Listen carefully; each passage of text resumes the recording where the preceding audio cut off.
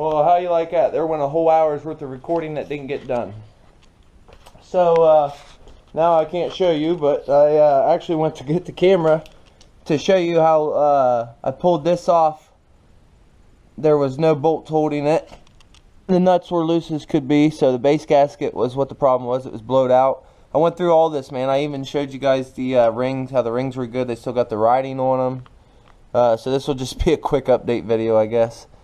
So the nuts were what was wrong. One of them was missing. We even got another nut. We're ready for tomorrow. We got it cleaned up. There is no nothing wrong with anything, actually. As you can see, still paint on the piston. What the skirting did rub from, that was when the base was loose. Literally every nut was completely, I was throwing some pictures here. They was screwed halfway up.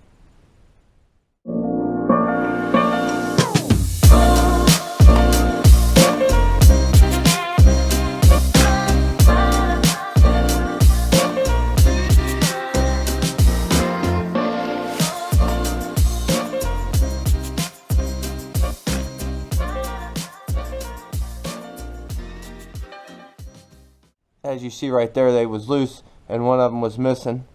So the little bit of rub, that's all that's wrong with it. But we got oil soaking in this now, so it looks weird. But there's no damage to the bore, no damage to the head. We got a new boot, new gaskets, and the carburetor I showed you was not leaking out of the gasket like I thought. I thought it was the bowl gasket. You guys said he rebuilt it, and he did. So the kit we bought's fine. We can keep it. What was wrong was he didn't tell me there was a hole that he JB welded on there. And I had an extra. This is not to that. This is to a 500. And this is for a 4-stroke. This has a different type bowl float in it. So we swapped the float over. This the old 2-stroke here. This one had the pins in it with the 2 floats that worked inside the bowl. As of now, it has an independent, not in the bowl system. This bowl here is off the 500. It has a brass float in it that goes up and down on its own. It doesn't work on the pins. So we fixed the hole without having to do the kit.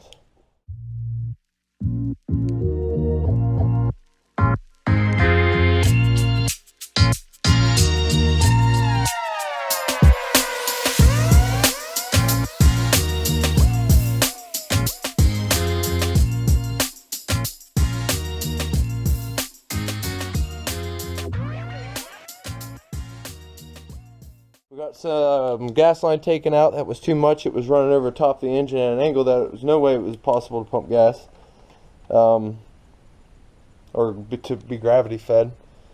The gasket was what I really can't believe I didn't get a picture of to show you guys. And now it's in here somewhere. The base gasket was blowed out though. Here it is. So this was the base gasket to the engine. As you can see, that's what the cause of lost compression was. You can see that's the front towards the exhaust that blew out just from loose bolts. So this was the cause of, he said it was the rings. He didn't know, which is a good guess, but I wouldn't have guessed my rings were bad because this engine hasn't had much run time on it. That engine's maybe got 2 hours, I'd say, since the piston's been changed. But this sucks because I thought I had this recording for like an hour, getting video. But we'll throw this up on the channel for tonight. And then tomorrow, I wasn't going to record putting it back together. I was just going to show you guys it back together. But we'll put some video on. We even got a TV with internet up here now. I had that on. I was showing you guys. And my heater's kicking butt. We got a press up here now. We got heat gun. We got every puller for flywheel that you can think of, back to old mopeds. Case splitters, we got torque wrenches, we've got AC recovery machine, the press, vise. I mean, we got it all up in this little shop. This little shop will fix any ATV that you got right up. So get a hold of me, Cart Guy in Ohio. Fix your quad, your car even, your dirt bike, your go-kart, especially go-kart. I like working on go-karts. I like working on these Polaris. They're easy. I like working on 2-strokes. 2-strokes are easy. 4-strokes are fine too. I like rebuilding them. As you see on the channel, I've rebuilt a Honda Recon from completely scratch that was locked up. We've redone a CR125 from scratch. from a literally that had wrong parts in it. It was a 6-speed case with a 5-speed gearbox. So we swapped the cases back over and got that back to a 5-speed, and we fixed that. But a lot of things going up here. We do builds, we do full restoration builds on, like, this is a piece of crap, but I will fix anything or work on anything. So if you're in Ohio and want Cart Guy to work on your stuff, let me know. As long as we're in reasonable distance. But we'll get some Loctite. That was the main reason why it came apart. The guy didn't use Loctite. A lot of people forget and think that they can just throw it together and torque things down on a 2-stroke and everything will be just peachy. And that is not the case almost all the time. Loctite needs to be used on certain bolts, especially like the base gasket. The base needs Loctite. The head's optional, but you can go ahead and put some Loctite. It's not. I'm not going to put Loctite on there tomorrow, but I am putting Loctite on the base gasket.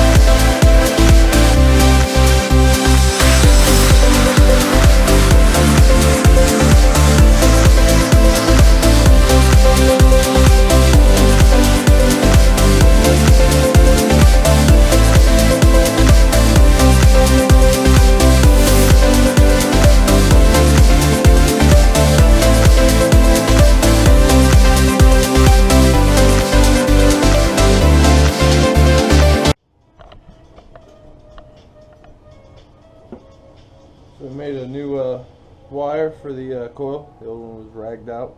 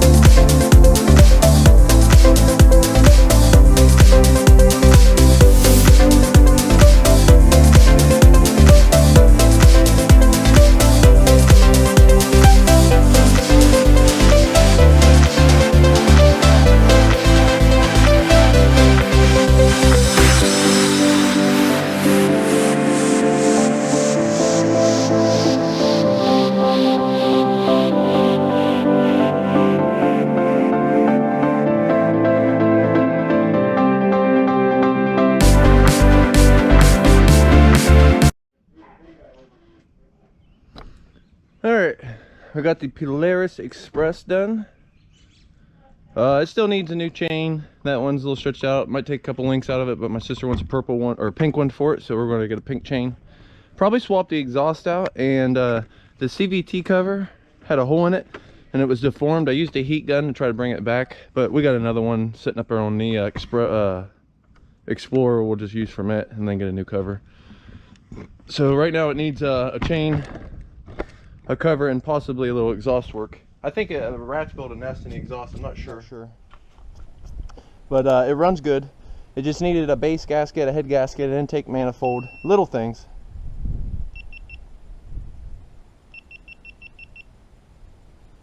And that's why we don't use that one. But she'll start right up. Like I said, the CVT cover is getting smacked by the primary. Runs good.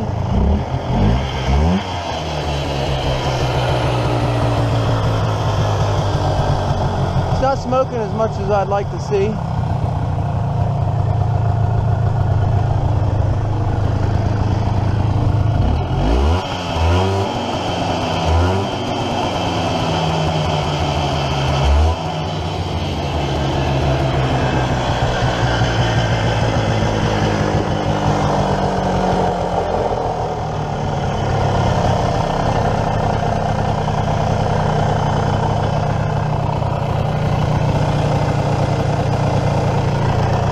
Definitely got oil built up to it, but I don't see oil coming out.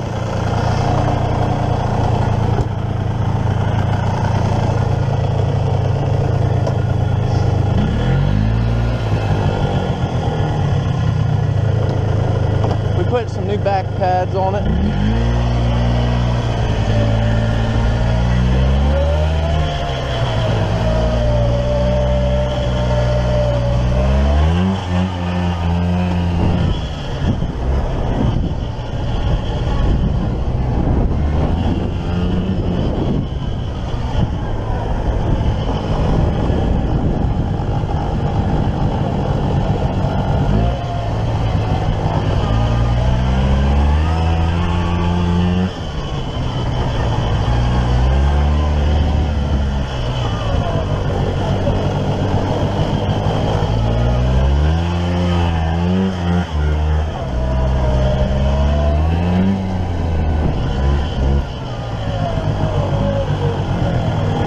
I don't see it smoking at all.